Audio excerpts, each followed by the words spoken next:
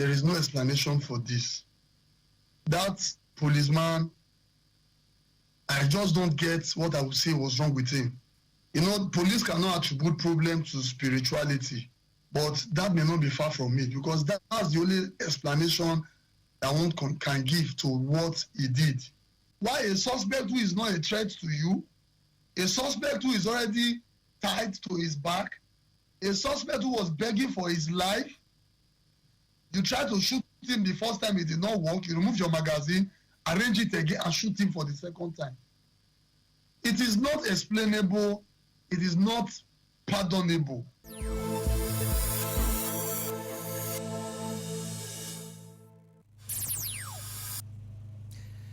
Mo kí alára, mo kí ajérò, mo kí nlé ọwọ́ àràǹgbọ́ àga gbogbo ọmọ kóòtù òjíire bí ìjà tún kúra kú dédé wòye nbíkíbi tẹ̀ tí láǹfààní láti máa gbọ́ mi láti máa wò mí. Ìdí ni pé ọjọ́ ọ̀pápọ̀ àsìkò sí papọ̀. Àwọn èèyàn kan wà ń dàjí bá a ṣe wà yìí, àwọn èèyàn kan wà lọ́sàn-án, àwọn èèyàn kan wà ń rọ̀lẹ́, àwọn èèyàn kan wà lóru, àwọn èèyàn kan wà lálẹ́. Ọlọ́run bá mi ló dá tí ò dá àdọ́gba. Àánú Olódùmarè ò ní fi sílẹ̀. Nbíkíbi tó wù kẹ́ ẹ lára dé kẹ́ ẹ ta egbò dé. Ìró òkèrè ìbànújẹ́ ẹ̀ní gbọ́ lágbára Ọlọ́run. Àkàndọ́ra Kòǹkò ló kọ tèmi. Fẹ́yìn tẹ́ ẹ̀sẹ̀ ń rí mi tàbí gbọ́ mi fún ìgbà àkọ́kọ́. Ire àti àlàáfíà Olódùmarè kó fi lé wa sí gbogbo. Àánú Ọlọ́run alààyè kọ́rọ̀ bá yí wa ká. Ìjáde ìwọlé wa kọ́ mọ́ mi wù lọ́wọ́ láṣẹ Èdùmàrè. Pẹ̀lú fọ́nrán kékeré tẹ́ ọ̀rá ríhun. À ń wí àwítún wí asán kan ò sí ń bẹ̀. Ẹ ti mọ ibi tí mò ń lọ sàn án, ẹ ti mọ tí mo fẹ́ sọ̀rọ̀ nípa rẹ̀. Ìṣẹ̀lẹ̀ ó ṣẹlẹ̀ ní kọ̀pẹ́kọ̀pẹ́ nípínlẹ̀ Delta, níbi tí ọlọ́pàá kan tó ti yìnbọn pa arákùnrin afurasí ọ̀daràn kan lẹ́gbẹ̀ẹ́ títì ń bẹ̀. Ìṣẹ̀lẹ̀ ọ̀hún kọ́kọ́ ṣèyàn kàyéfì fẹ́ni tó bá kọ́kọ́ wo sinimá ọ̀hún àbí tó bá kọ́kọ́ wo fọ́nrán ọ̀hún. Sinimá ìbànújẹ́ gbáà ni, ìbànújẹ́ ńlá ni kí mọ̀jẹ̀sí ó tojú ìyẹ́ ìrọ̀rùn. Báwo wá ní ká ṣe ṣe? Ṣé ká sọ wípé ikú bàṣírí ẹ̀dá ni? Àbí ká sọ wípé sábàbí?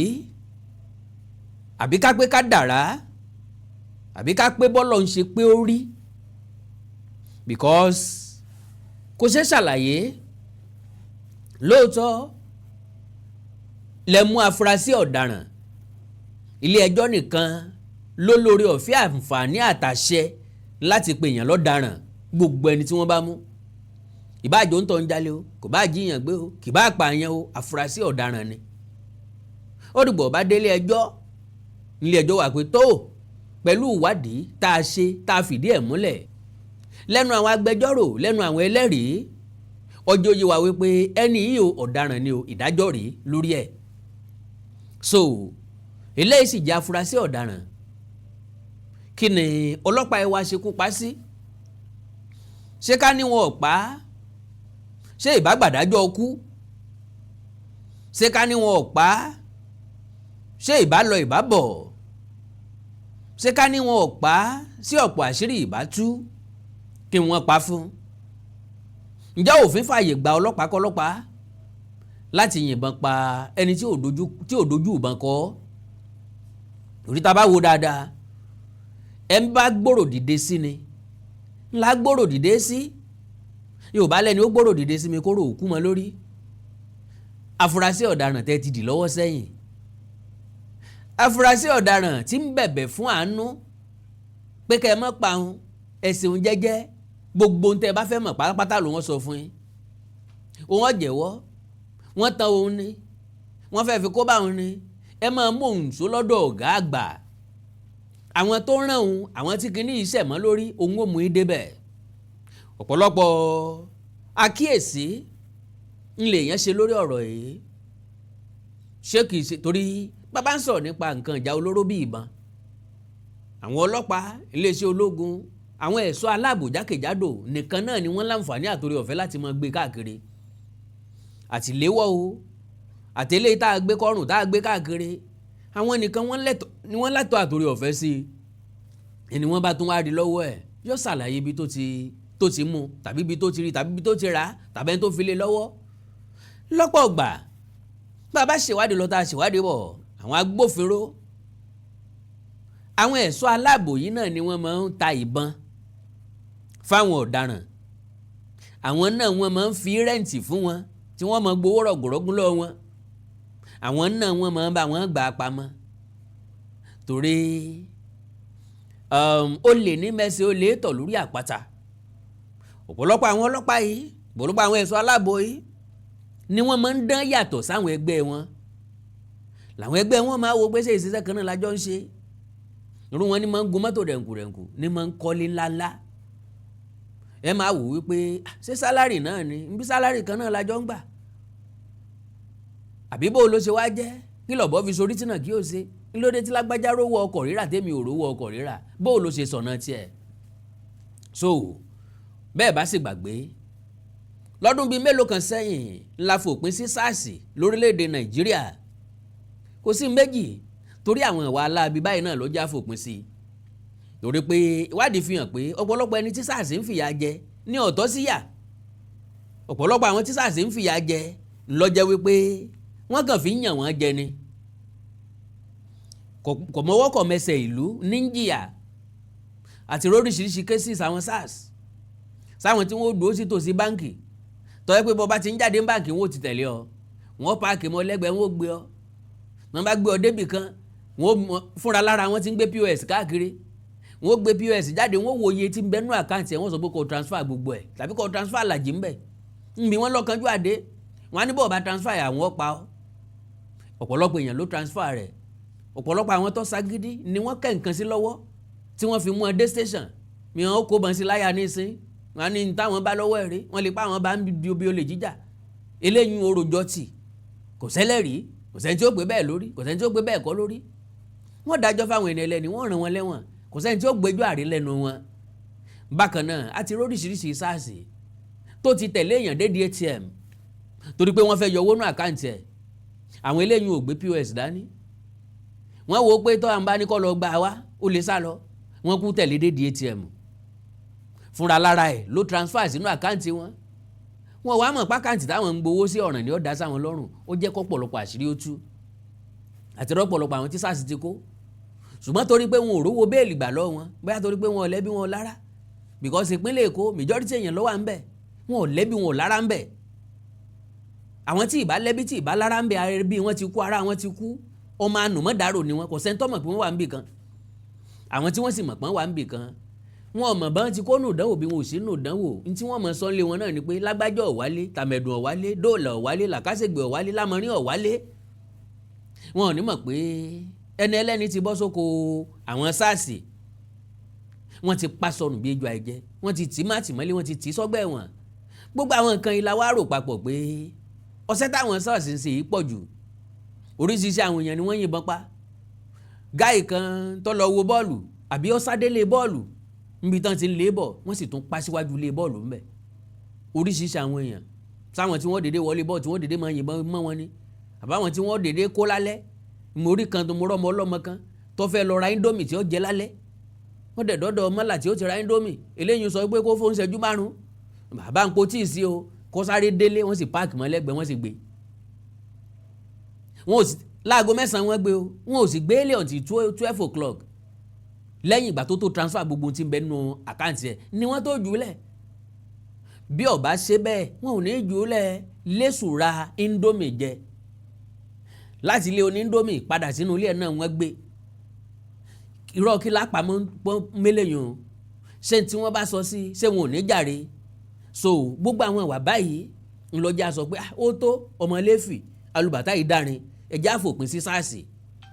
ọ̀dà Yorùbá ní ẹni tó má dáadáa ní tó fẹ́ bí ọmọlàkejì ẹ̀ lórí látẹ̀yìn, ẹlòmíín wá súnmọ́ látẹ̀yìn náà ó di ọwọ́ ẹ̀ mú báyìí ó gbàdá ọwọ́ ẹ̀, ẹ̀mí ìpààyàn tí ń bẹnu ẹ̀ sóńtò ti gbà á.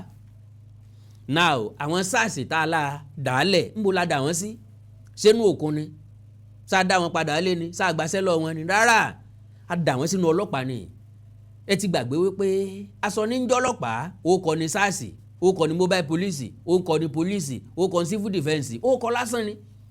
èèyàn gangan ní carry out duty, èèyàn ni wọ́n rán níṣẹ́ ẹrú tí ó fi tọmọ jẹ, èèyàn wọn ràn sí ẹrú tí ò ní fi tọmọ jẹ, èèyàn wọn ràn sí ọmọ tí ó lọ jẹ tẹrú. Ẹ̀mí ìpààyàn tí ń bẹ nínú wọn, ìwà alábi tí ń bẹ nínú wọn, ẹ gbá kúrò, kò sí orientation kankan, kò sí sẹ́mínà kankan, ẹ kàn sáà dà wọ́n padà sínú iṣẹ́ ọlọ́pàá. So iṣẹ́ láabi wọn yẹn wọ́n kọ́kọ́ sinmi díẹ̀, ṣùgbọ́n èéfín nìwà bá dé mọ́nú agolo yóò tún padà rú jáde. Wọ́n tún wá gbé wa wọn lójú páálí extraordinarily, wọ́n wá ń carry out duty wọn. Gbogbo ojú ọ̀nà tẹ bá dé nìsín ẹ̀rí wọn ó dúró bẹ́ẹ̀. Àwọn ọlọ́kadà wọ́n mọ̀ lọ́ wọn lọ́wọ́ mú, wọ́n lè pé kọ́lọ́kadà ọmọ mú láńsẹ̀sì ẹ̀ wá, wọ́n lè pé kọ́lọ́kadà ọmọ mú wé mọ́tò kí wọ́n mú wé ọ̀kadà ẹ̀ káàkiri, wọ́n lè pé gbá, wọ́n lè pàwo, wọ́n ó ṣàgbowó lọ wọn. Àwọn kan tiẹ̀ wà tó jẹ́ pé ojoojúmọ́ ni wọ́n máa ń kó ọ̀kadà lọ police station. Wọ́n bá kó ọ̀kadà lọ, ọlọ́kadà ó béèlì ẹ̀, kí ni tẹ́ ẹ fi mú tẹ́lẹ̀ kí ló béèlì ẹ̀ lé lórí. So gbogbo àwọn ìwà alábi báyìí ní ń pè wá sí àjọ tó nírònú. Àwa nìkan kọ́, kì í sí àwùjọ nìkan, ó ń pe ìjọba látòrí ààrẹ sí àjọ tó nírònú, ó ń pe àwọn gómìnà ìpínlẹ̀ sí àjọ tó nírònú, ó ń pe iléeṣẹ́ ọlọ́pàá fúnra lára sí àjọ tó nírònú, ó ń pe inspector general police sí àjọ tó nírònú, ó ń pe commissioner police ìpínlẹ̀ káàkiri sájọ tó nírònú. Torí pé ìwádìí fi hàn, tàbí ká sọ wípé ẹ̀sùn ó fi hàn pé ọ̀pọ̀lọpọ̀ nínú àwọn tí ń ṣiṣẹ́ láabi tàbí tí wọ́n ń gbowó láabi káàkiri ìròmí wọn ń bẹ ń sàlẹ̀ odò.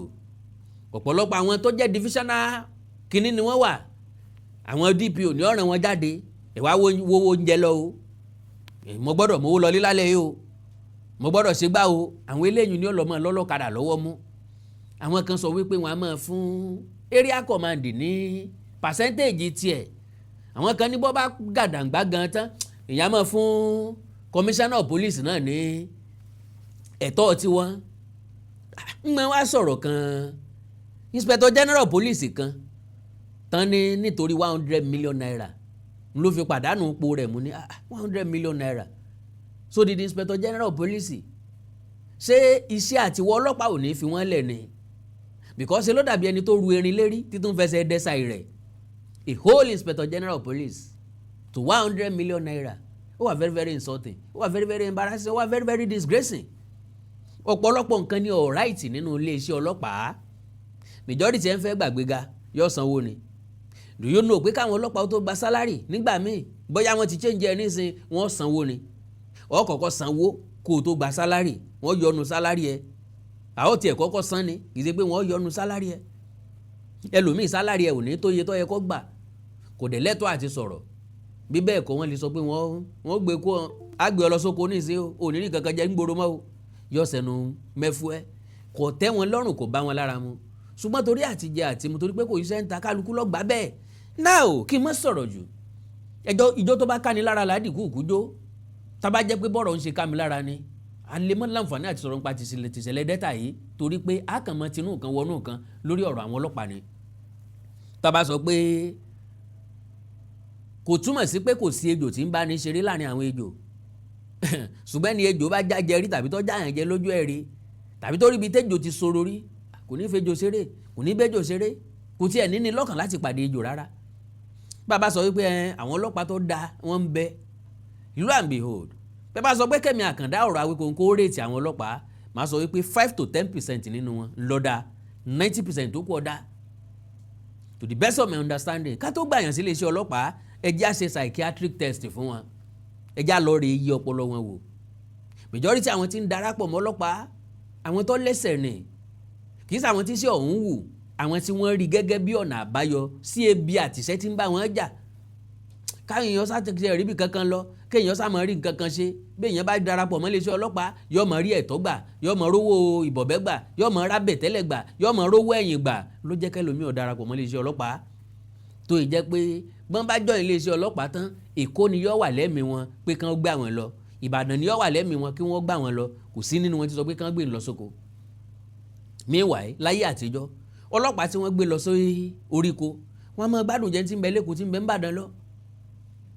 Kò sí ní tí wọ́n mú, kò sẹ́ni tí wọ́n mú. Iṣu ọ̀fẹ́, àgbàdo ọ̀fẹ́, ẹyin ọ̀fẹ́, epo ọ̀fẹ́, gbogbo ẹ̀ ni wọ́n máa wá fún wọn bẹ̀. Láyé ìgbà wọn ní iṣẹ́ ọlọ́pàá, àbí lèrè iṣẹ́ ọlọ́pàá ń bẹ lọ́rùn, lèrè iṣẹ́ tíṣà ń bẹ lọ́rùn. Ṣùgbọ́n ní ìsìn ojú ayé ni tíṣà ti ń gbèrè rẹ̀. àwọn náà wọ́n gbàbọ̀ bẹ́ẹ̀ kí wọ́n lè jẹ́ jíwèé wò lásìkò wàhẹ́ẹ̀kì àti bẹ́ẹ̀ bẹ́ẹ̀ lọ Ọlọ́run ṣàánú gbogbo wa. So lórí ti ìpínlẹ̀ Delta yìí kí ni tó ṣẹlẹ̀ gangan? Ó ní wípé wọ́n ní ọ̀gbẹ́ni yìí bóyá ó fẹ́ sẹ́ǹdì pásù sí àwọn èèyàn kan. Páàkì ni wọ́n ti wá àwọn eléyìí ó máa ń yẹ ẹrù wò wọ́n wò ti ń bẹ̀ ń bẹ̀ kọ́ máa lọ jẹ́ wípé ntí yóò kó wàhálà bá wọn lójú ọ̀nà ni ńgbà tí o bá ń gbẹ́rù lọ tẹ́ndíẹ́lì dá o dúró ní gbọ̀ngàn tán wá yẹrù ẹ̀wò tán légbòogi olóró ń bẹ̀ ń bẹ̀ tí wò sì mọ ti ń bẹ̀ ń bẹ̀ tán wá ní kó wá ṣàlàyé tó ní à wọ́n fi rán mi ni wọ́n sì máa fi rán ọ tó bá dé police station sọ bẹ́ẹ̀ pé wọ́n fi rán ọ ni ẹlòmíì ọ̀dọ̀gbà ẹ̀wọ̀n ń bẹ̀ ńlọ jẹ́ káwọn driver kí wọ́n máa yẹ̀wò kí wọ́n sì béèrè lọ́wọ́ yín kíní bẹ́ẹ̀ nù tẹ̀ mú wá wọ́n lọ́wọ́ pé ìwé ni o wọ́n sì fọwọ́ tẹ́ wò ok ìwé ni o wọ́n lọ́wọ́ pé gíláàsì ní mẹ́ńbẹ́ o ó lè fọ́ o ìwájú mọ́tò ni ẹ bá ń fi sí o ibi tẹ́ ẹ̀ ti nígbàrú lé lórí ni ẹ gbé sí o ìwọ lọ́ ṣàlàyé fún wọn.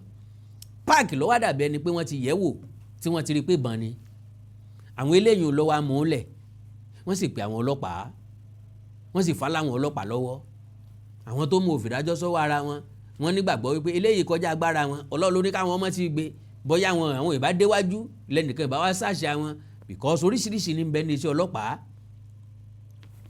àti rọ́lọ́pàá tán wà ní checking point tọ́dẹ̀ ní èèyàn kan dẹ̀ dúró tì wọ́n mọ́tò kan dẹ̀ ń kọjá lọ wọ́n dẹ̀ dá dúró hey my brother please help my brother reach that junction àṣé wọ́n ní kó drop ẹ̀ta àbọ̀n sínú mọ́tò ni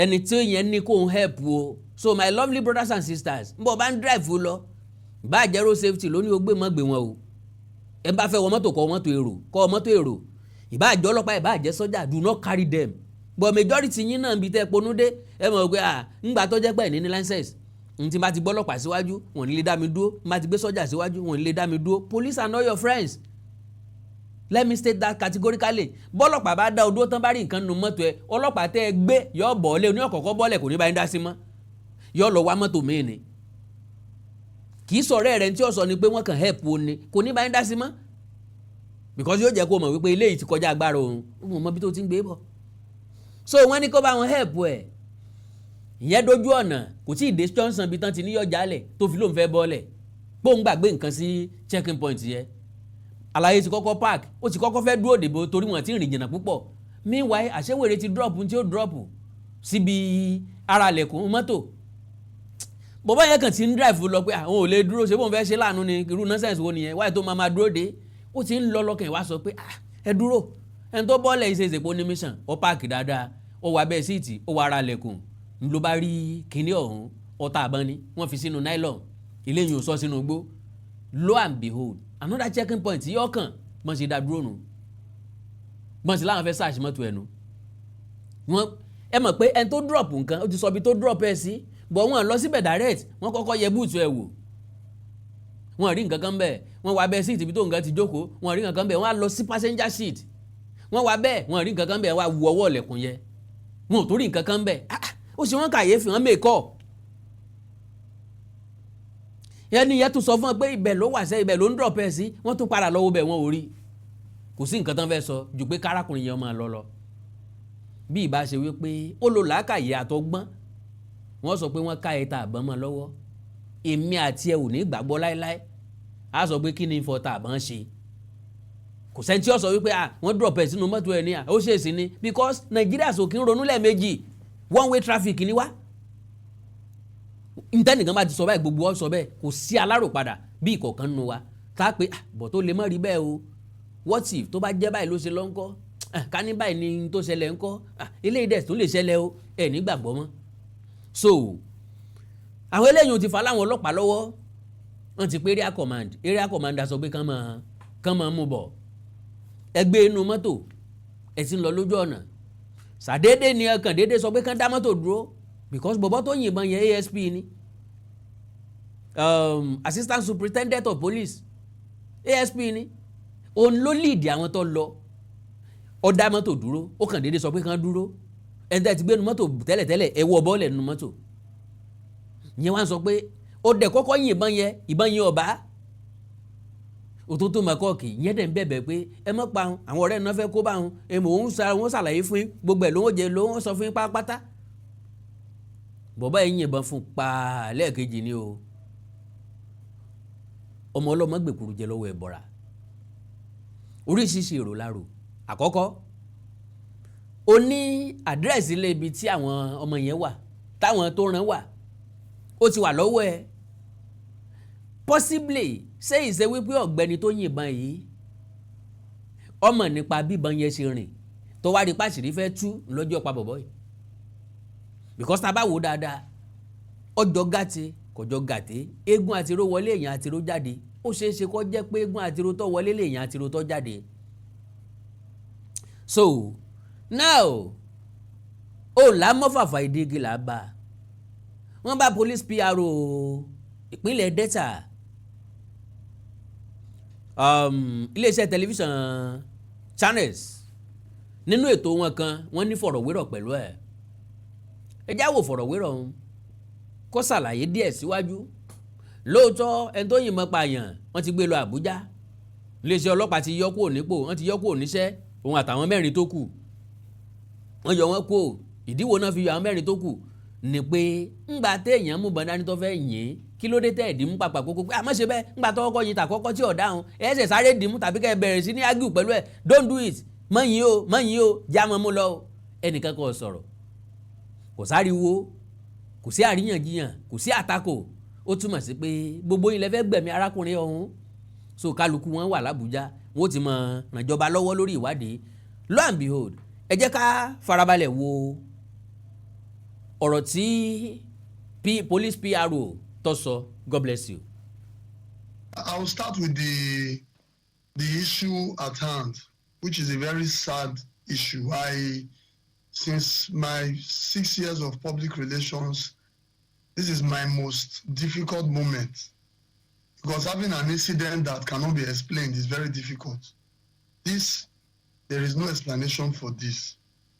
That policeman, I just don't get what I would say was wrong with him. You know, police cannot attribute problem to spirituality, but that may not be far from it because that's the only explanation that one can give to what he did. When the 24th Commissioner of Police assumed duty as the CP Delta State, he had a stakeholders meeting where he advised park owners and courier, that's logistics company, on the need to search Waybill before they allow it to fly, because drug peddlers and gun barons, that is armed peddlers too, they started transporting this thing through the means of Waybill. So on Sunday, this young man came with a Waybill. Having had that meeting with the CP, the park decided to check every Waybill before they were allowed to go. On checking that particular Waybill, they saw a Beretta pistol with 4 rounds of live ammunition. They quickly arrested the guy and tied him to his back and called the area commander, Efurun Area Command, who now mandated a team, a surveillance team, led by this ASP, to go and bring the suspect. The instruction was very clear. Go and bring the suspect. That was the instruction. So one would wonder why a suspect who is not a threat to you, a suspect who is already tied to his back, a suspect who was begging for his life, you try to shoot him the first time, it did not work, you remove your magazine, arrange it again and shoot him for the second time. It is not explainable, it is not pardonable. And I want members of the public to know that the police does not cover officers like that. I'm very sure that guy will have his day in court and will face murder charges. I'm very sure. I will not speak for the top hierarchy of the force, but I'm certain that is the direction it is going, because as we speak, he left Asaba last night by night movement. They left Asaba to Benin to conclude his query and they left Benin as at 8 p.m. yesterday going to Abuja. I believe as at this morning, they're already in the force headquarters because he will be dealt with. There is already an ongoing section of the Force Disciplinary Committee that will handle his case, and I believe by the end of today, we will hear the outcome of that section. So it is not something we can explain. He only knows, he's the only one that can explain why he did what he did, and he will use his head to carry what he has. The cross, the music he has started playing, like I've always been saying, he will dance to it because that guy has a right to life. Every suspect has a right to life. Nobody has the monopoly of violence. You don't just go about killing people because you are bearing firearm given to you by the government of Nigeria to protect life and property. It's not making any sense to me. Then on the issue of the address code, that's because the surveillance team attached to the area command, Efurun. That's why they appear like that. But if you observe closely, you discover that their vehicle was clearly branded. So it's not something that will say, oh, they don't want them to know they are policemen. No, their vehicle was clearly branded. Area command, Efurun. And the 5 of them are on their way. They should be in force headquarters. It's not only ASP Nuhu that was taken to the force headquarters. The entire team was taken to the force headquarters because it behoves on them to stop their colleague from doing the wrong thing. The video did not at any time show that they tried to stop him. So they cannot completely exonerate themselves from it because the video did not at any time show them trying to restrain the police officer. You can restrain, you can even disarm your colleague when he's going out of line. They ought to have done that. They did not do that. So I believe they are culpable as well. They will go and defend themselves at the force headquarters. But it's not only ASP Nuhu Usman that was taken to force headquarters. The entire team, led by the area commander himself, they are presently in force headquarters as we speak. So that's why at the beginning I said, even though we don't believe in spiritual problem, you never can tell because that's the only explanation that one can try to give.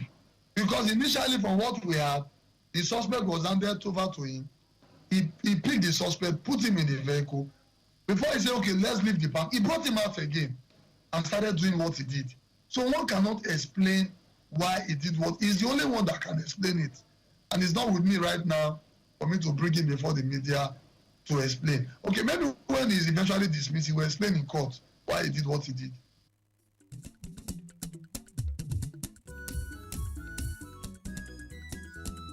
Holy Mary ní ẹ máa bọ̀ o fún gbogbo nǹkan tó jẹ́ spirituality l'Amẹ́ríkà ní London ní Rògbàtà. Holy Mary Spiritual Store ní ẹ máa bọ̀ o. Holy Mary Spiritual Store àgbà àràgbà ilé ìtajà tọ́kalẹ̀ sórílẹ̀-èdè Amẹ́ríkà níbi tẹ́ ẹ ti máa rí gbogbo nǹkan ìbílẹ̀ rà lọ́lọ́kan òjọ̀kan. A standard spiritual store tẹ́ ẹ ti máa rí gbogbo nǹkan tọ́rọ̀ mọ́ spirituality rà. Spiritual perfume bíi perfume Divine Grace tí jẹ́ káàánú ọwá ni rí débi kọ̀rọ̀kọ́ndú. Perfume 77 Holy Michael perfume lẹ́yìn fẹ́ rà. Divine Favour Chairman perfume ẹ̀mí mímọ́ perfume Miss Paris àti bẹ́ẹ̀ bẹ́ẹ̀ lọ. Bákan náà ni spiritual soul àwọn ọṣẹ aṣínà lóríṣiríṣi ọṣẹ aṣẹ́gun ọṣẹ arọ́bí ọṣẹ pègúnrẹ́ ọṣẹ ìtúsílẹ̀ ọṣẹ ìwòsàn bẹ́ẹ̀ bá ṣe fẹ́ sí ni Holy Mary ń ta spiritual oil òróró bíntù 6 flower òróró pẹ̀lú ọṣẹ tó gallant danduala sasorobia magnet oil ọ̀sọ̀rọ̀bia success oil witches expeller oògùn ọfà àgbo ọfà àpòrò ọfà tó dájú àgbo arthritis àgbo diabetes àgbo fún ìtọ́jú ojú àgbo fún ìtọ́jú ọpọlọ àgbo fún àìsàn jẹjẹrẹ àgbo fibroid àti bẹ́ẹ̀ lọ. Kò sí tẹ́ ẹ fẹ́ nílẹ̀ káàárọ̀ oòjíire tí ò sí ń bẹ̀. Ìgbà lóríṣiríṣi ìgbà ajé ìsásùn ìkòkò àwo sóbí odó pẹ̀lú ọmọ odó ewé ọmọ gbogbo nǹkan celestial gbogbo nǹkan kérúbù àti sẹ́ráfù bíbélì ọ̀kan òjọ̀kan ìlú ìbílẹ̀ Yorùbá bíi gángan ìyáàlù bàtà agogo ṣẹ̀kẹ̀rì àti bẹ́ẹ̀ lọ. Gbogbo ẹ̀ ní Holy Mary Spiritual Store tó wà ní 7816 Paston Drive District Heights Maryland United States of America. Gbogbo ẹ̀yin ta America London títí dé gbogbo Europe kanlẹ̀ gbọ̀ngbọ̀ngbọ̀n. Ẹ fi ọkàn balẹ̀ gbogbo ntẹ́ ẹ bá fẹ́ ní Holy Mary Spiritual Store wọ́n ó gbé e dẹnu ọ̀nà yín kókókó. Bákan náà ni wọ́n ṣe spiritual consultation. Ó yẹ fẹ́ wádìí nǹkan tó díjú tó lọ́jú papọ̀ tó ta kókó. Ẹ̀yin ẹsẹ̀ sáà ti pè wọ́n sórí nọ́mbà yìí tàbí kẹ́ ẹ bá wọn sọ̀rọ̀ lórí WhatsApp +1 240 486 7267 +1 240 486 7267 tàbí kẹ́ ẹ kàn sí wọn lórí wẹ́bsáìtì holymaryshop.online. bó o bá fẹ́ wẹ ìgún wẹ ìpè wẹ ìdààmú ayé rẹ kúrò Holy Mary Spiritual Store ní kó o máa lọ. Holy Mary Spiritual Store ẹbọ kéékèèké ní gbalẹ̀ ìkúlà ọ̀rọ̀ ayé wa ń fẹ́ àbójútó mójútó ọ̀rọ̀ ayé rẹ yóò sì dára fún ọ. gbogbo nǹkan tó jẹ́ spirituality l'Amẹ́ríkà ní London ní Europe pátá Holy Mary Spiritual Store ní ẹ máa bọ̀ o. wow àwọn ọlọ́pàá lélẹ́yìí o wọ́n fẹ́ lọ kí ìyá ọmọ yẹn wọ́n wà nú ọ̀fọ̀ ẹ wo inú ilé ẹbí ẹ̀ wọ́n wà nínú ọ̀fọ̀ gẹ́gẹ́ bí àlàyé tí màmá yẹn ṣe ó lẹ́lẹ́ẹ̀kejì nínú ọmọ òun táwọn ọlọ́pàá ọ̀pá lélẹ́yìí pé nígbà EndSARS wọ́n pa kan ní ìsìn wọ́n pa kejì lára ń ta máa ń sọ fún èèyàn náà lélẹ́yìí pé àgbà tí ọ̀kẹ́hùn sọ̀rọ̀ lọ́pọ̀ ọgbà yóò kẹtàn sáré bàbá ti bímọ ká máa fi wé ọmọ mọ́ wọn létí ọmọ tẹ́tí rẹ̀ yìí bá gbọ́ hele wọ́n fẹ́ protest ọ̀hún ṣàyà gbàgbà ọlọ́run ní jẹ́ kábí amófojú sunkún ọmọ kò sẹ́ni tí ń fi kú yọ̀ọ̀yàn ṣùgbọ́n àkíyèsí kéékèèké ẹbọ kéékèèké nígbà láìkúlà àwọn baba ńlá baba wa sọ gbólóhùn kan wọ́n ní ẹ̀yìn ìkùlé ojó ni wọ́n ru òkú akíngbà ẹ̀yìn ìkùlé ojó ni wọ́n ru òkú akíngbà ìyẹn túmọ̀ sí pé ńgbà tán bá fẹ́ lọ fàjọ̀gbọ̀n Awikonko já lọ fa wàhálà ń bẹ̀ yẹ àbáyé lọ báwọn èèyàn bẹ̀ yẹ èmi ń tèmi tí mo mọ̀ pé n ò ní èèyàn kankan lẹ́yìn n ò lẹ́yìn tí ó gbèjà mi n ò ya ní tẹ̀lé wọn n ò ya ní dá wọn lóhùn so gbogbo àwọn tó ṣe éle tí wọ́n ń fẹ́ gẹ̀ tí wọ́n ń bẹ̀ náà ni wọ́n sọ pé wọ́n gún kan lọ́bẹ̀ pa wọ́n yìnbọn kan pa wọ́n yìn kan bọ̀n pa òkú rẹ̀ wọ́n ó gbé kọjá wọ́n máa kọrin arò kọjá lójú wíńdò pé àwọn tán lọ ní ìsìn ọlọ́run lọ́mọ ní kémi náà má lọ o àwa náà ìrírí lọ́sàgbàfọ́ gbọ́n abakan lóríkó kan kí náà ń pa báyìí o wọ́n ròyìn mánu kan bẹ̀ pé wọ́n ti sì níbọn ta ẹ mọ̀ kẹ́yìn ọmọ kákòkó báyìí kí wọ́n dẹ̀ yìnbọn lọ́wọ́ kọ́dẹ sọ̀rọ̀ torí tó bá pariwo ẹni tó yìnbọn yọ sá lọ yọ mọ̀ pé ó yìnbọn fún yọ mọ̀ pé bọ́n ń bá yàn bàbá yẹn dẹ̀ dúró tẹ́ni yẹn fi yọjú pé ìwọ ló yìnbọn èmi ló yìnbọn mọ́ lọ́wọ́ o ọlọ́run ló yọ mí o now ìbọn ọ̀pá o ìgbálẹ̀ lásán lọ́pàá kò yà ń lẹ́nu ojú oorun ló ti jí tọ́gbọ́ pé tọkọ tìyàwó ń jà ẹ mọ́jà mọ́ ní ìyàwó kún gbálẹ̀ lórí oṣù búwẹ́jẹ́ o ọlọ́gbé o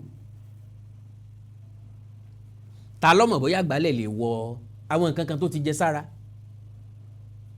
ta mọ̀ bóyá gbálẹ̀ oògùn ni ta mọ̀ bóyá sábàbí lásán ló ṣe so kàkà tí ń fi báyàn bọ́ sáàrin ìjà ìmọ̀ sọ fún yín lọ́ọ̀kan ẹ mọ́ jà ìjà ò dọ́là bó bá wá wù yẹn tó kira yín mú nítorí bá wù yẹn fi bára yín jà èmi àtọ̀rẹ́ mi kan jà nítorí ẹ̀ à ń lọ bì kan ọmọ tá sì sọ pé kí lẹ́yìn ó mi fún máa ba fine boy yín jẹ́ nìsín mo ní ìwọ ọ̀rẹ́ mi tẹ́lẹ̀ fi dá a mọ̀ pé fine boy ni wá já mọ̀ gbé fine boy wa lọ ìyẹn wá ń bá a fà á náà jọ ń bára wọn jiyàn mo gọ̀ ọ̀kadà ń tèmi mo bá tèmi lọ ni o so kí ni tí mo fẹ́ mú jáde ń bẹ̀ ni wípé àwa òbí a níṣẹ́ púpọ̀ lórí àwọn ọmọ gbólóhùn wípé ọmọ ti kọjá nínà ó dàwò mọ́jú irọ́ ni o ọmọ yìí dàgbà lọ́wọ́ òbí ẹ̀ o bọ́mọ bá dàgbà lọ́wọ́ yẹ kì í dàgbà lọ́wọ́ bàbá gbogbo ọmọ kọ́ lẹ́ẹ̀ mọ́ dákúnlẹ̀ gbogbo ọmọ kọ́ lẹ́ẹ̀ mọ́ kópa tiẹ̀ bò ọ̀rọ̀ lásán náà tó fún gbèsè ayé ọmọ àsán wípé n tó ń ṣe yìí ìyá rẹ lórí lọ́wọ́ ẹ̀ ni àbẹ́mi ó máa ń pe ọmọ míì sí àjọ tó nírònú eléyìí tí ó sọnù náà ò ní gbọ́ ni àfi pé ajá tí ó sọnù kì í gbọ́ fèrè ọlọ́dẹ àkísà tó bá ti dágbére àkìtàn ìgbà abẹ́rẹ́ ò lè dá dúró ẹ mọ̀ pé lè fẹ́ lọ sóko àná ṣùgbọ́n gẹ́gẹ́ bí òbí ẹ gbọ́dọ̀ gbìyànjú agbára tiyín so now wọ́n lọ kí òbí arákùnrin ẹ̀pà ò bóró mọ́ àlò sífẹ́ni tí kòkó pààyẹ́ ẹ̀ jẹ́ sáà sọ pé bí kòkó ṣe ń ṣe nu bàbá sọ pé kó mu mọ́ra ọlọ́run pèsè báńtálẹ̀ wo ní pòsíṣàn tí màmá yẹ wà so lè lóyún mọ́ bọ́ bá lóyún ṣe yọ rọrùn bọ́ bá lóyún tó sì rọrùn sọmọ tó bá bí yọ sáré dàgbà tó arákùnrin tí wọ́n pa òun ọmọ líle ni ẹ̀já máa pọ̀ ọmọ líle náà ṣàkíyèsí pé kò sí ń tọ́ rọrùn jù láyé ẹ̀dá ikú ni o ikú rọrùn pọ̀ kò síkú tí ọ̀rá díẹ̀ lọ́rùn kò sọ́nà téèyàn ò lè gbà kú wọ́n wá gbàgbé pé ẹ̀ ń bá ti kú ó ti lọ nu o tó bá ń gbọ́ sọ pé ó ti lọ kò sí pè padà sáyé mọ́ ẹ̀ tí ọ̀bá tí kú ló ṣe é dù ẹ gbé lọ sí hospital ẹ gbé lọ kínní kan jẹ́ ń ṣe ń gbẹ́rẹ́ ó wà láyé ni o kò tí ì dákẹ́ ni bọ́ bá ti dákẹ́ wọ́n á ló ti gbèkúrú jẹ lọ́wọ́ abọ́ra sorry we lost him sorry we lost her ọlọ́run ní jẹ́ kó fọ̀ sí gbogbo wa. Now Inspector General of Police wọ́n fi àtẹ̀jáde síta láti sọ̀rọ̀ nípa ntí ó ṣẹlẹ̀ sáwọn arákùnrin ọ̀hún. Àkọ́kọ́ ni pé àwọn ti bọ́ wọn lóyè wọ́n ti yọ wọ́n kúrò nípò tí wọ́n wà, that is wọ́n ti yọ wọ́n kúrò gẹ́gẹ́ bí ọlọ́pàá ti dismiss wọn. Ó dáa pé wọ́n dismiss wọn, ṣùgbọ́n táwọn èèyàn ń sọ tèmi ń gbẹnu wọn sọ tí gbogbo aráàlú ń wé ni pé kápá eku kọ̀tánrè eku ju pé kárẹ́yìn ìyá eku kárẹ́yìn bàbá eku àti mọ̀lẹ́bí eku lọ. Wọ́n ní tẹ́ bá dismiss ńgbà míì lọ́pọ̀lọpọ̀ ọgbà àkímọ̀ nǹkan kan mọ́, àti pé iléeṣẹ́ ọlọ́pàá gbọ́n débi pé tán bá dismiss èèyàn ń dẹ́ta ó lè gbé lọ sí sẹ́yìn, ara dẹ́ta ò ní bá pàdé mọ́, yóò sì wà nínú iṣẹ́ ọlọ́pàá. Ńgbà tẹ́ fẹ́ rán Kánú lọ síbi tẹ́ ẹ rán, gbogbo ayé lórí ìdájọ́ ẹ̀, gbogbo ayé ló sọ̀rọ̀ nípa rẹ̀. Wọ́n lè tẹ́ bá dismiss tọ́jọ́ ọlọ́pàá tó ṣàṣemọ́ṣe, ẹ̀já tẹ̀lé wọn délé ẹjọ́, ẹ̀já tẹ̀lé wọn dé kùnkùndùn ìdájọ́. Ńgbà náà lọ́kàn wa ò tó bá lẹ̀, torí gbogbo eléyìí tẹ́ ń ṣe ń kọ̀rọ̀ yìí kò bá wa lára mu. Ẹ dismiss, oríṣiríṣi dismiss là ń gbọ́. Bẹ́ẹ̀ bá dismiss èèyàn tẹ́lẹ̀ lẹ́nu sí ọlọ́pàá tẹ́ ẹ mọ bẹ́ẹ̀ ṣe fẹ́ ṣe láwúrú ju pé awọ gbọ́dọ̀ tójú ọ̀gbẹ̀rì dáfánù. Ó yẹ ká rán lẹ́wọ̀n àwa mú kúò níbẹ̀ láti ibi investigation láti gbogbo ẹ̀ ó ṣèṣì ni kò ṣerú ẹ̀rí, ó dẹ̀ ti try fún iléeṣẹ́ ọlọ́pàá gan. Ẹ mọ nǹkan tá a máa ṣe, ẹ gbé kó ń dẹ́ta tó bá dẹ̀ bí ẹ dáa kó o tún dorí kọ̀ọ̀nà dẹ́ta, tó bá wù ẹ́ kó o pè ìyàwó kó o pọ̀ ọmọ kó o sọ pé o wà níbì kan kó o má lọ bẹ̀rẹ̀ another life ní Ghana, kó o má lọ bẹ̀rẹ̀ another life ní Port Novo, ṣó o gbọ́? Kó o jo gbogbo sim card ẹ̀ dànù kó o má lo nǹkan kan mọ́, o ti gbọ́? Wọ́n ṣe bẹ́ẹ̀ mọ́ o, wọ́n dẹ̀ yọjú sí iléeṣẹ́ ọlọ́pàá mọ́, iléeṣẹ́ lọ wáṣẹ́ míì, bó jẹ́ wà máa wa transport, bó jẹ́ wà máa ṣe nǹkan míì, lọ wá nǹkan míì ṣe. Ó possible o, kò sí ní tí ò possible o. Gbogbo ọgbọ́n tẹ́ ẹ lè lò, gbogbo ète tẹ́ ẹ lè lò, gbogbo àlùmọ̀kọ́rọ́ yín tẹ́ ẹ lè ń gbà, gbogbo ẹ̀ la mọ̀. So eléyìí kéèsì eléyìí wọ́n láwọn márùn-ún tó wà nù tíìmù yẹn lẹ arrest, aláìkẹ́ ẹ̀ bẹ́ẹ̀. Àwọn márùn-ún lẹ ti dismiss, afẹ́ràn ẹ̀ bẹ́ẹ̀, ṣùgbọ́n àwọn márùn-ún la fẹ́ wo ìdájọ́ tí ó gbẹ̀yìn wọn. Yes, kó lè jẹ́ ẹ̀kọ́ fáwọn tó tún lè fẹ́ ṣerú ẹ̀ lọ́la. Gbogbo wa la ní orí ọ̀fẹ́, la ní ẹ̀tọ́ sí ẹ̀mí wa. Àti suspect o, àti ẹ̀tọ́ fẹ̀sùn kan yẹn o, àtẹlẹ́jọ́ àtẹ̀ntà fẹ̀sùn ẹjọ́ kan, gbogbo wọn ni wọ́n lẹ́mìí wọn lò. Ta ló mọ irú àṣírí tárákùnrin wọn ò bá tú fún iléeṣẹ́ ọlọ́pàá? Ta ló mọ ibi tí iṣẹ́ kìíní ọ̀hún bá ràn iléeṣẹ́ ọlọ́pàá lọ́wọ́ sí dé? Ńbẹ̀ náà wọ́n ti sọ̀rọ̀ ọlọ́pàá kan létí ìmírí, ọ̀gá ọlọ́pàá ni, bóyá AIG gan ni, bóyá Assistant Inspector General of Police, ṣé AIG náà máa ń pè àwọn igbákejì AIG náà ni, bóyá AIG ni, ó ti lókùn tọ́pọ̀, ó ti fẹ́ rìtáyà. Nọ́mbà ní ohun rẹ̀tì ìbọn síta fáwọn èèyàn, wọ́n ti ẹ̀ máwọn yẹn ni làwọn yẹn bá dáko ẹ̀. Ok, yọ wá wọnú ilé ibi tí wọ́n máa ń kó bọn sí, wọ́n ní káwọn kan lọ kàbọn tí ń bẹ ń bẹ̀, wọ́n fà àwọn ọlọ́pàá kan tẹ̀lé, wọn ò so láńkọ́ọ̀fù lọ́wọ́, ó sì náwó gán pístò ó sì yin rẹ̀ ń bọ̀n pa. wọ́n arrest àwọn tó mú lọ wọ́n ní kí ni wọ́n ń wò bọn ìwò náà ti jẹ́ kó mú bọn bó ni wọn ò ṣe so lọ́wọ́ sẹ́yìn tó fi láǹfààní sí bọn àwọn náà pa wọ́n fẹjọ́ bí manslaughter níbí kan ni wọ́n fi kàn wọ́n.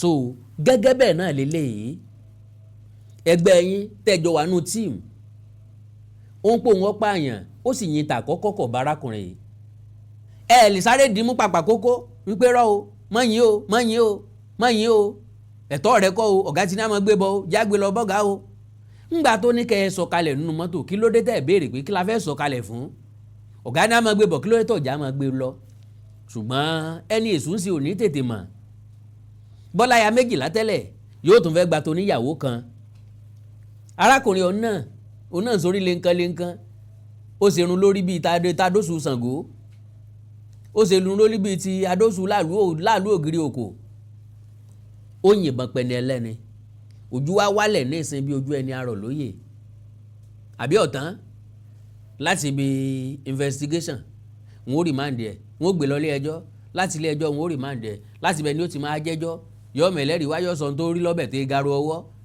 lẹ́yìn ẹ̀ wọ́n ṣàṣẹ́wọ̀n àbí kí wọ́n dájọ́ òkú fún àbí kí wọ́n fún lẹ́wọ̀n gbére àwa kọ́ la dájọ́ o ṣùgbọ́n àwọn cases kan náà wà tó jẹ́ pé ti mọ ibi tó gbà lọ because tá a bá wò dáadáa kò sẹ́ni tó lè sọ wípé wọ́n gba béèlì àbí wọ́n dálẹ̀ béèyàn bá dánrú ẹ̀ wò nínú ìṣẹ̀lẹ̀ ilé ìtọ́sẹ̀lẹ̀ olúwarí ọkàn dénú yọ o.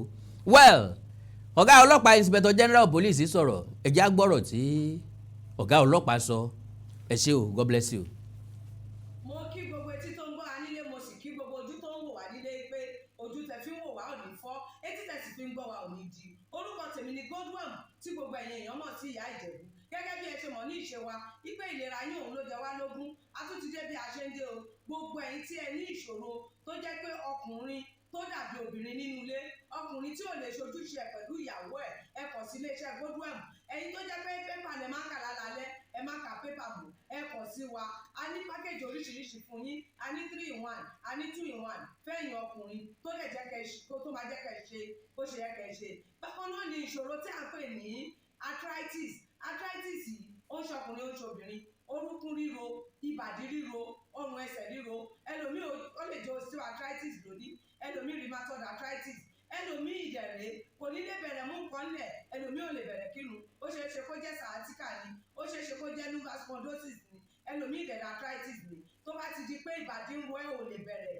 ẹlòmíì orúnkún ríro ẹlòmíì ẹsẹ̀ á máa gbóná ẹlòmíì àpapọ̀ rẹ̀ á máa gbóná ẹlòmíì ẹsẹ̀ á máa gbọ̀n ẹlòmíì ara á máa tá orí á máa tá àpapọ̀ ara á máa tá ẹ kàn sí iléeṣẹ́ Godwin ìyá Ìjẹ̀bú ẹlòmíì ò lè fojú ọwọ́ ẹ̀ báyìí gbogbo ọwọ́ á máa ró gbogbo ẹ̀yin tẹ́ tí ń lò náà ẹ máa jẹ́rìí sí ẹ kàn sí iléeṣẹ́ Godwin ìyá Ìjẹ̀bú bákan náà ni àwọn èèyàn tó ń tọ̀ ìtọ̀ àtọ̀jù yìí ó ṣeé ṣe kó jẹ́ pé prostate enlargement ni fún ẹ̀yin ọkùnrin tẹ́ tí lé lọ́mọ 40 ọdún tẹ́ bá ní prostate enlargement ẹ lè máa tọ̀ léraléra ẹlòmíì ò ní rí tọ̀tọ̀ rárá ẹlòmíì ìdẹ̀rẹ̀ tó bá fẹ́ tọ̀ á máa ní ìrora ẹlòmíì ìdẹ̀rẹ̀ kó tó débi tó máa tọ̀ sí ìtọ̀ ìtì máa jábọ́ ṣùgbọ́n obìnrin ní á máa tọ̀ léraléra kó tó débi tó máa tọ̀ sí ìtọ̀ ìyá ti máa jábọ́ ó ṣeé ṣe kó jẹ́ weakness of bladder làwọn ní àbí kó jẹ́ infection àbí kó jẹ́ diabetes insipidus tí a mọ̀ sí àtọ̀gbẹ ìyẹn náà lè fà á ká máa tọ̀ púpọ̀ jù ẹ kàn sí iléeṣẹ́ Godwin ìyá Ìjẹ̀bú èyíkéyìí tó lè fà á kẹ́ ẹ máa tọ̀ púpọ̀ jù ara iṣẹ́ wa ni lára iṣẹ́ tèmi jogún látọ̀dọ̀ bàbá mi àtọ̀jú yín gbogbo ẹ̀ ó sì padà sí àyè ẹ̀ bó ṣe tó àti bó ṣe yẹ bákan náà ni àwọn tó ní hepatitis ooru inú ẹ̀dọ̀ ni ṣùgbọ́n tí hepatitis bá ti pẹ́ lára ó lè ba ẹ̀dọ̀ jẹ́ ó lè fà á kéèyàn ní enlarged liver ó dẹ̀ lè fa oríṣiríṣi ìṣòro sí ẹ̀dọ̀ yẹn ẹlòmíì á máa ní àmì bí kínú máa dùn bí kójú máa pọ́n kítọ̀ ẹ̀ máa pọ́n ẹlòmíì dẹ̀ kò ní rámì rárá bóyá lọ ṣàyẹ̀wò wá kàn sọ fún pé ó wà positive ẹ kàn sí wa ẹlòmíì ìdẹ̀rẹ̀ ó lè jẹ́ liver cirrhosis lòun ní èyíkéyìí tí ẹ ó ìbàjẹ́ ẹ kàn sí iléeṣẹ́ Godwin ìyá Ìjẹ̀bú bí mo ṣe sọ̀rọ̀ ẹ̀yin tẹ́ ní prostate ó jẹ́ prostate enlargement ni ó jẹ́ prostate cancer ni ẹ kàn sí wa pẹ̀lú ògo Ọlọ́run ẹ ní rí bákan náà mọ́ mo ti sọ fún yín gbogbo ìṣòro yòówù kẹ́ni ewé àti pòpọ́nbélé tí àwọn bàbá wa ń lò láyé àtijọ́ tá a ti gbé kalẹ̀ lọ́nà ìgbàlódé tó sì ṣe bẹbẹ lágbára òun là ń lò fún ọmọdé àti àgbà ẹ kàn sí wa ẹ ní kábàámọ̀ pẹ̀ ṣe bẹ́ẹ̀ ẹ̀rọ ìbánisọ̀rọ̀ mi ni 08033034777 08033034777 777. Ẹ bá wà l'Amẹ́ríkà, kẹ́ ẹ wà ní Spain, kẹ́ ẹ wà ní UK, ibikíbi tẹ́ ẹ bá wà, ó jẹ́ Canada ni, ó lè jẹ́ Port Harcourt ni, ó jẹ́ Abuja ni, ibikíbi tẹ́ ẹ bá wà, ẹ kọ̀ sí iléeṣẹ́ Godwin Ìyá Ìjẹ̀bú. Ẹ bá mi sọ̀rọ̀ lórí WhatsApp, ẹ lè pè mí, ẹ lè fi voice note lẹ̀, ẹ lè fi message lẹ̀ lórí WhatsApp, máa dá yín lóhùn bó ṣe tó àti bó ṣe yẹ. Gbogbo ibi tẹ́ ẹ bá wà lè gbòógì wá máa dé, ẹ sì ní kábàámọ̀ pé ẹ kọ̀ sí iléeṣẹ́ Godwin Ìyá Ìjẹ̀bú. Ẹlòmíì apákan ara ẹ̀ á máa kú, kí ló fà tápákan ara fi ń kú? Ẹ kọ̀ sí wa ẹ máa mọ̀. Ẹlòmíì ọrùn àdédé máa steve, ẹlòmíì àyà ló máa dùn, ẹlòmíì ẹ̀gbẹ́ ló máa dùn, ẹlòmíì á máa wúkọ́, ó lè wúkọ́ kókó ti wà lẹ́nu ẹ̀ tipẹ́tipẹ́ tí ò sì ní lọ. Ẹlòmíì ìjẹ̀lẹ̀ ó máa ní ìṣòro àti breathe in oxygen, breathe out carbon dioxide. Àwa máa ní ìṣòro, a máa ní kàtà gbogbo ìgbà. Kí ló fà? Ó ṣeéṣe kó jẹ́ asthma ni, ó ṣeéṣe kó jẹ́ bronchitis, ó lè ṣeéṣe kó jẹ́ pneumonia cough ìwọ ní. Tó bá ti kàn sí wa, èyí tó bá jẹ́ nú ẹ̀ ló máa determine irú egbògi tá a lè kẹ́ra láti lè ṣe wa. Ẹ ṣe mọ̀, mo ti sọ fún yín o, ẹ̀rọ ìbánisọ̀rọ̀ wa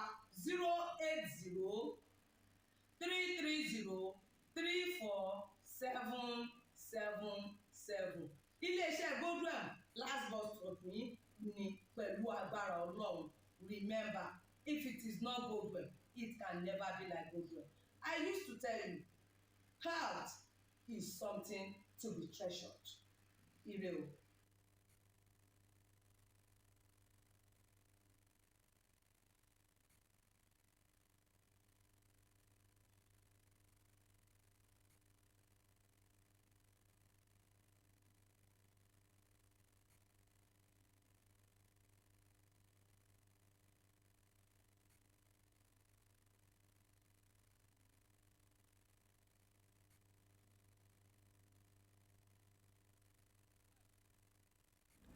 ọ̀rọ̀ láti gbọ́ lẹ́nu Osis Mouth yìí o.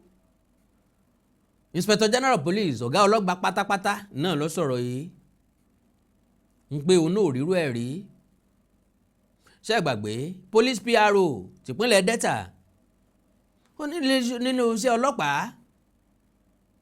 pé ó wà imaginable kéèyàn sọ pé nǹkan wà spiritual ṣùgbọ́n òun mọ nǹkan tó lè fi qualify ilé ìjọ pé ó wà spiritual lọ. So pé bí ìgbà tí wọ́n ń dìyàn bí ẹ̀fún ni bí èdì ni bí àṣàsí ni bí àránsí ni bí àbìlù ni. Bàbá sọ pé nǹkan ṣẹlẹ̀ pé kò yé èèyàn ọlọ́pàá sọ pé kò sí ti ń jẹ́ bẹ́ẹ̀. Yọ wá jẹ́ ìyàlẹ́nu gbọ́ ọlọ́pàá gangan bá sọ pé ó wà spiritual èèyàn fẹ́ lè sọ pé ó wà spiritual.